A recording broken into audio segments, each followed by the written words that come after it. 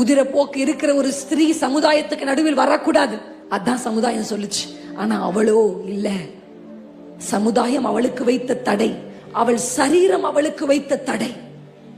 இதையெல்லாம் தாண்டி பலவந்தம் பண்ணி நெருங்கி இருந்த கூட்டத்துக்கு நடுவுல ஒரு வழியை உண்டாக்கி, நான் சொல்லும் போது அப்படியே கற்பனை பண்ணி பாருங்க, கூட்டமா இருக்குன்னு திரும்பி போயிருக்கலாம்ல, கூட்டமா இருக்கே அவரையே நெருக்கிட்டு இருக்காங்களே திரும்பி போயிருக்கலாம்ல, ஏன் நீ போகல?